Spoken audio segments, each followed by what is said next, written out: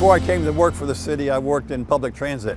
And back in the 90s and the early 2000s, a lot of public transit agencies were going to compressed natural gas for their buses because it was cheaper to run the buses, the fuel was cheaper, and the maintenance on the buses was cheaper.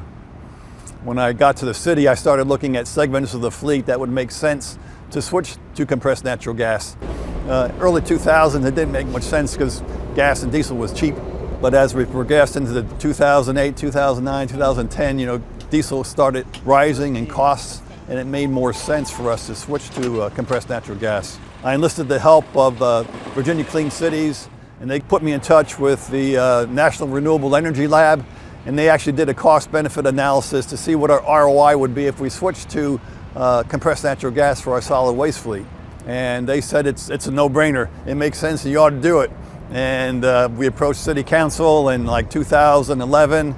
We got their blessing and we started construction. And in 2010, we opened up our overnight time fill CNG station on our first 8 trucks and put them on the road. And we've been adding trucks ever since.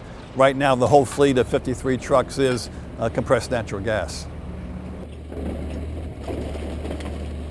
Fuel is cheaper. It's over $1 cheaper than a gallon of CNG compared to a gallon of diesel is over $1 cheaper. And then if you add the tax rebates that we get, it's even more.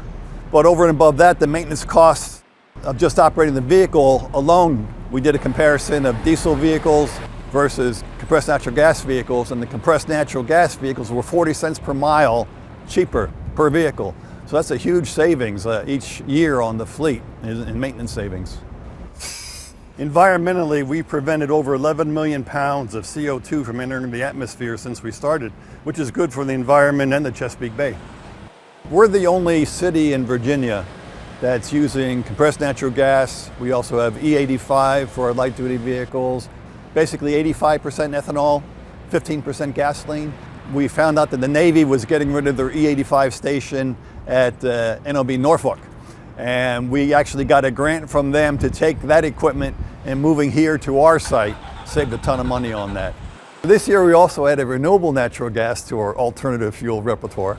Renewable natural gas is produced from a variety of different things, renewable sources such as landfills. Using that, we're also helping keep Chesapeake clean and green. We have propane for some of our light-duty vehicles. We have a couple electric vehicles. And all these combined, help remove the toxins out of the atmosphere, make it better for the citizens. And we didn't do any of these without a cost-benefit analysis. And all these help us to keep our reduced expenses for operating the fleet, which is better for the citizens in Chesapeake. We started off with the time fill CNG station for our solid waste fleet. Plug in the truck at night. By the time you come to work in the morning, it's filled up. We needed a backup in case that ever failed, so we built a fast fuel station right here, which is just like filling up your car with gasoline, and this one's open to the public. So we've been seeing more and more public fleets coming through, filling up their trucks with CNG, as well as some citizens, and we also have access to that site too, so that's a win-win for everybody.